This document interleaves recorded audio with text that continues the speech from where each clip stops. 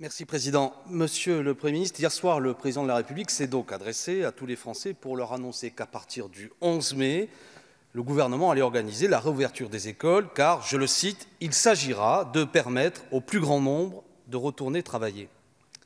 La date du 11 mai apparaît donc comme le début de la fin du confinement actuel. C'est, je dois le dire, une stratégie à risque et hasardeuse, car dès lors, beaucoup de questions, de remarques se posent. D'abord, d'où vient cette date ? Quel est l'avis du Conseil scientifique? Il n'a même pas été évoqué hier soir par le Président de la République. Pourquoi aucun débat contradictoire sur la pertinence de cette échéance et le dispositif sanitaire planifié qui l'accompagnerait n'a même pas été organisé ici à l'Assemblée nationale? Cet ultra-présidentialisme de la parole, je dois avouer, ne correspond pas, selon moi, à la période actuelle et la crise politique aussi que nous rencontrons. Mais surtout, quels outils allez-vous utiliser pour éviter la propagation demain massive d'une deuxième épidémie dont les risques seraient importants? Pourquoi n'allez-vous pas généraliser les tests sérologiques dont nous venons de parler pour tous, à commencer par ceux qui sont invités à reprendre leurs activités professionnelles? Pourquoi limiter les tests à ceux qui présentent des symptômes? Nous savons tous que l'on peut être porteur du virus de façon asymptomatique.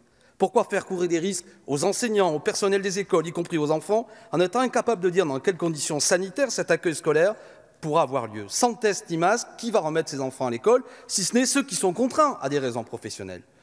Pourquoi faire courir des risques à tous les salariés? Actuellement, 30% des salariés continuent à aller sur leur lieu de travail et vous n'assurez pas, nous ne sommes pas capables, les patrons, les employeurs ne sont pas capables d'assurer à tous une protection satisfaisante. Et d'ailleurs, vous n'avez toujours pas défini quels étaient les secteurs essentiels. Bref, on a le sentiment que vous répondez à une injonction de la part du MEDEF qui nous dit « business d'abord », alors que l'aspiration des Français, c'est « santé d'abord ». Je dois vous l'avouer, vous avez fait beaucoup d'erreurs depuis le début de cette crise. Beaucoup de vos déclarations gouvernementales ont été erronées ou ont été contredites par la suite. Pouvez-vous, en quelque sorte, nous en dire plus sur cette date du 11 mai? Car sachez qu'il y a dans ce pays une grande méfiance vis-à-vis de cette décision et un sentiment que ce que vous recherchez, c'est d'abord à faire repartir au travail beaucoup de nos concitoyens dans des conditions sanitaires qui ne sont pas encore réunies. La parole